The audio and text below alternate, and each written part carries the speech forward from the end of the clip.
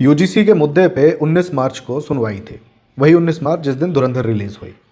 हमारा लगभग सारा सोशल मीडिया, खासतौर से राइट विंग सोशल मीडिया, धुरंधर की बातों में उलझ गया। ठीक है, अच्छी फिल्म है, उसका प्रचार होना भी चाहिए, लेकिन कहीं ना कहीं हमने ये इग्नोर कर दिया कि 19 तारीख को सुप्रीम कोर्ट में यूजीसी के केस की सुनवाई नहीं हुई क्योंकि सीरियल नंबर में केस 35वें नंबर पे था, नहीं सुना जा सका। 20 तारीख को शुक्रवार था, सोचा 20 तारीख को सुनवाई हो जाएगी, नहीं हुई। 21 और 22 शनिवार रविवार पड़ जाते हैं, छुट्टी होती है, नहीं हुई सुनवाई।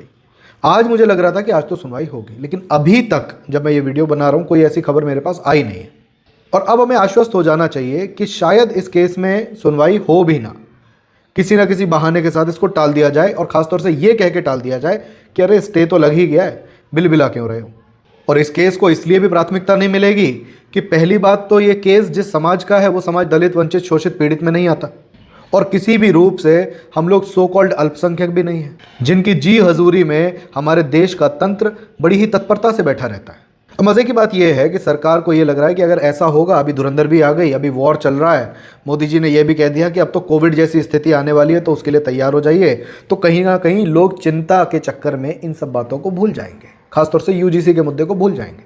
लेकिन मोदी जी ये नहीं जानते कि जितना उनकी तरफ से इस मैटर को लेकर डिले हो रहा है, जितनी देरी हो रही है,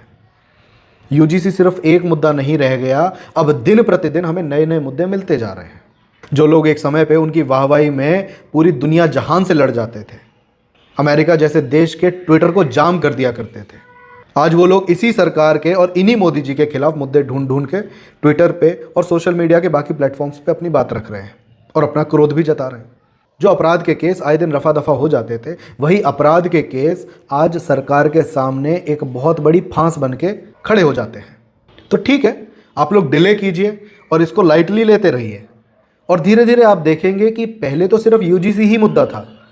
लेकिन अब इतने मुद्दे हो गए हैं कि अगर आपने यूजीसी के ऊपर कोई छोटा मोटा समाधान ला भी दिया, वो भी तब अगर आपके अंदर थोड़ी बहुत भी इंसानियत बाकी होगी या थोड़ी सी वफादारी बाकी होगी उन लोगों के लिए जो लोग आपको जिता के लेके आते हैं, आपको डिफेंड करते हैं। उम्मीद थोड़ी सी कम है,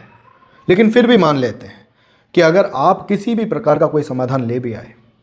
शायद लोगों को फ़र्क पड़ेगा नहीं अब उतना, क्योंकि यूजीसी के आने के बाद जिन लोगों की आंखें खुली हैं और उन्होंने आपका असली चरित्र परखना शुरू कर दिया है, उनको मनाना अब इतना आसान होगा नहीं। और ये जो सुनवाई में देरी हो रही है ना, इस देश की जनता मूर्ख नहीं है। जिस देश की जनता अपने विवेक का प्रयोग करके आपके जैसे नेता को चरम पर बिठा सकती है और 12 साल तक आपको चरम पर बनाए रख सकती है, उस देश की जनता जानती है कि किसके साथ किस स्थिति में कैसा व्यवहार किया जाता है।